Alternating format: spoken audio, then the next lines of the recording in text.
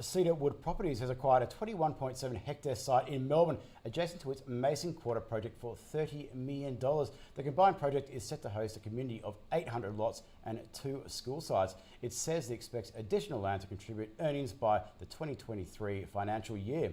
To take us through the details, Cedar Woods Property Managing Director Nathan Blackburne joins us live via Skype. Nathan, thank you for joining us on the program here. Look, before we go and kick off, give us a bit of insight about the site you've gone and purchased and the reason we're speaking today. Yes, Cedar Woods are really pleased to have made the announcement yesterday of the acquisition of a strategic site for us in Victoria. We've been on a growth path for a few years now, with a particular focus on building our portfolio in the eastern seaboard. We see it as a particularly favourable time in the cycle to be growing our portfolio, given the conditions that COVID has given rise to. The site that we've acquired is a 21 hectare site in Melbourne's north, in a corridor that we really favour, and it's a site that's right next to an existing project, so it effectively extends the life of that development. It's well located in relation to amenity. It's got school sites nearby, a town centre nearby, and overall the project will deliver around 800 lots. So that is one project. You have multiple across the country, a mix as well of residential and also commercial. Look, there's lots of headwinds and tailwinds that you've probably had to go and experience over the past 12 months. Let's go and get one of the tailwinds, undoubtedly helping home builder. What's that delivered to the company in terms of benefit? Yes, so Cedar Woods has got 34 projects across the country, across 4 states, a mixture of townhouses, apartments, land estates and commercial projects. The impact of the stimulus has been tremendous for our industry and our business, particularly in WA, where the state topped up the federal home builder stimulus with an additional $20,000, meaning that buyers, particularly first home buyers, could secure $55,000 from the government in the acquisition of a property. Now that represents approximately 17% of the median house price in Perth. So what we have is a very low median in Perth, but the highest stimulus in the country. And with half of our portfolio in Perth, our business has benefited considerably from this stimulus. But Nathan, one of the potential headwinds, of course, is the fact that we do not have any migrants coming into the country at this stage of the game, and we don't know when that is going to be a contributing factor. We have no timeline, essentially. How big of an issue is that potentially?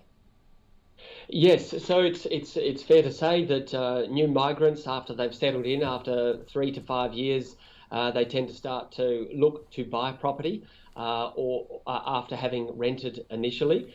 Our expectation is that government will use the immigration lever to help support the economy and accelerate the recovery of the economy, and that migration will return to usual levels.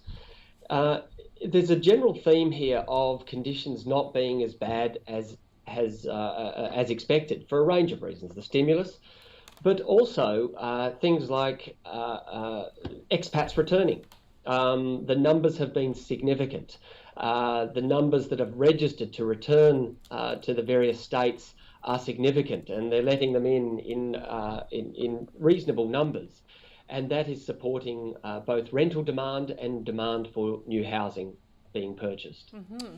Nathan, just want to go and get your thoughts on a couple of areas of contention at the moment. Finance, when it comes to construction, how is that going at the moment? Is it tightening, or is there any signs of a loosening in the sector? So it's fair to say that this is one of the great challenges at the moment for the development and construction sector. The banks are very tight on development finance, and this is a strategic advantage for our company. Cedar Woods has a panel of 3 banks and a facility of over $200 million with a term of between 3 and 5 years. So we have strong access to finance. Our facilities have been long established. We've got a strong balance sheet, low gearing, great access to capital, and we intend to use that strong balance sheet in this time in the cycle to build our business and grow it for the future. There's another thing that I've been talking to a lot of different construction groups about, and that is cost inflation when it comes to supplies in particular. Not only supply chain disruptions, but we've seen so much demand brought forward by these various stimulus programs. What are you seeing on the ground when it comes to those cost pressures?